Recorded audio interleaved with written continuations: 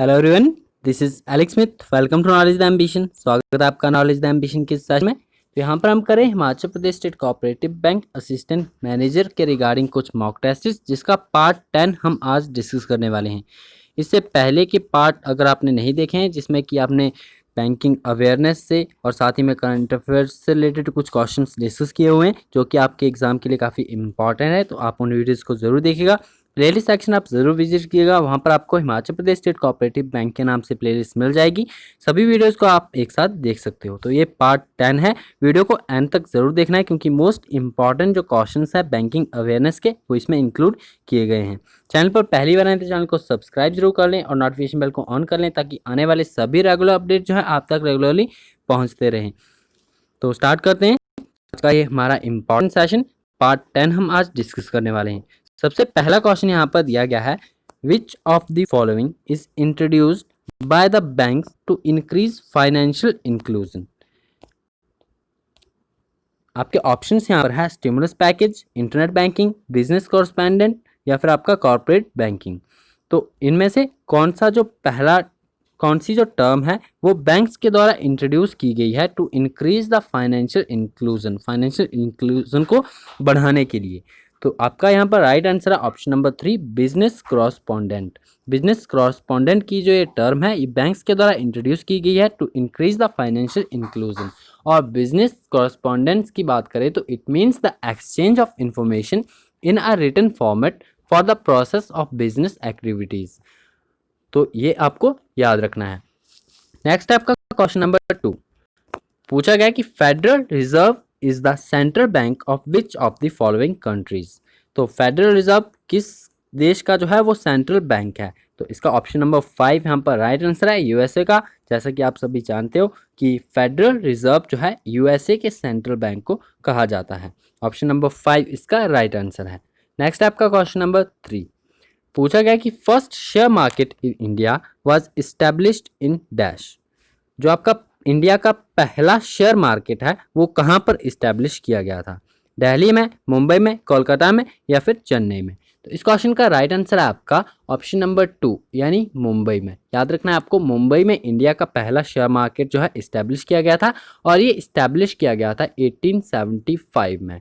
1875 में ये जो है इंट्रोड्यूस किया गया था, इस्टेब्लिश किया गया था इंडिया का पहला शेयर मार्केट। और इसके अलावा बात करें तो जो नेशनल स्टॉक एक्सचेंज, जो आपका national stock exchange India limited है वो 1992 में इस्टेब्लिश किया गया था। और जो पहला शेयर मार्केट है वो 1875 में द बॉम्बे स्टॉक एक्सचेंज के नाम से जो है वो इस्टेब्लिश किया गया था। ये मुंबई में इस्टेब्लिश किया गया था। ऑप्शन नंबर 2 इसका राइट आंसर है। नेक्स्ट आपका क्वेश्चन नंबर 4 पूछा गया कि यूनिक आइडेंटिटी प्रोजेक्ट और UID has been given a brand name for ready identification which is the name approved. तो इस क्वेश्चन का राइट आंसर है आपका आधार, जो आपका यूनिक आइडेंटिटी प्रोजेक्ट था जिसे आपका यूआईडी प्रोजेक्ट के नाम से भी जाना जाता है। यूआईडीएआई ये आपकी अथॉरिटी है, unique identification authority of India. तो इनके द्वारा जो आपका रेडी आइडेंटिफिकेशन है उसे एक ब्रांड नेम दिया गया, तो वो दिया गया था आधार। ऑप्शन नंबर 4 इसका राइट आंसर है, ये आपको याद रखना है। और इसी के साथ बात करें तो गवर्नमेंट ये एजेंसी है unique identification authority of India, ये इस्टेब्लिश की फाउंड कब हुई थी ये भी आपको याद रखना है। 28 जनवरी 2009 में ये फाउंड की गई थी। और हेडक्वार्टर कहाँ पर है इस अथॉरिटी का, ये न्यू दिल्ली में है। तो ये सभी डिटेल्स आपको इसके बारे में याद रखनी है। नेक्स्ट है आपका क्वेश्चन नंबर 5 पूछा गया कि which of the following units is known as paper gold. Euro dollars, special drawing rights, global depository receipt या फिर पेट्रो डॉलर्स। तो निम्नलिखित में से किन यूनिट्स को जो है पेपर गोल्ड के नाम से जाना जाता है। तो ये जाना जाता है स्पेशल ड्राइंग राइट्स। जो आपके स्पेशल ड्राइंग राइट्स है ये मेनली आपके इंटरनेशनल मॉनेटरी फंड में देखने को मिलते हैं, जो आपके एसडीआरस होते हैं। तो इन्हें ही पेपर गोल्ड के नाम से जाना जाता है। तो आपको याद रखना है ऑप्शन नंबर 2 इसका राइट आंसर है।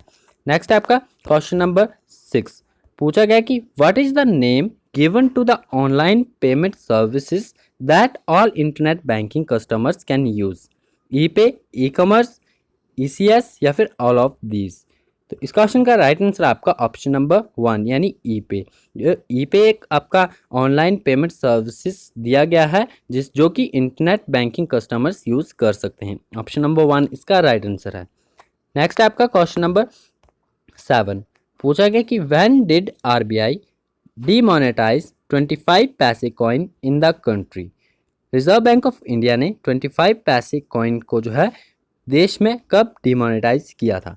2010 में, 2008 में, 2011 में या 2009 में? मोस्ट इंपॉर्टेंट क्वेश्चन है, आपको पता होना चाहिए कि जो आपका 25 पैसे का सिक्का था वो कब डिमोनेटाइज किया गया था आरबीआई के द्वारा। तो ये किया गया था 2011 में। ऑप्शन नंबर 3 इसका राइट आंसर है। नेक्स्ट आपका क्वेश्चन नंबर 8 पूछा गया कि zero balance account is generally allowed to be open for dash. जो आपका जीरो बैलेंस अकाउंट होता है वो जनरली अलाउड होता है किन्हें ओपन करने के लिए? सैलरीड क्लास को, बिजनेसमैन को, फॉरेन कस्टमर्स को, चिल्ड्रंस को या फिर सीनियर सिटीजन्स को? तो इस क्वेश्चन का राइट आंसर है आपका ऑप्शन नंबर 1 सैलरीड क्लास को। सैलरीड जो आपके क्लास के पीपल्स होते हैं उन्हें जीरो बैलेंस अकाउंट ओपन करने के लिए अलाउ किया जाता है। ऑप्शन नंबर 1 इसका राइट आंसर है। नेक्स्ट आपका पूछा गया है कि in our country now a cheque remains valid for payment for dash from the date of the issue. हमारे देश में, यहाँ पर इंडिया की बात की जा रही है कि जो आपका चेक इशू किया जाता है, यदि आप एक चेक साइन करके देते हो किसी को तो वो वैलिड रहता है। जो कि आपकी इशू डेट होती है वह उस डेट से कब तक जो है वो वैलिड रहता है?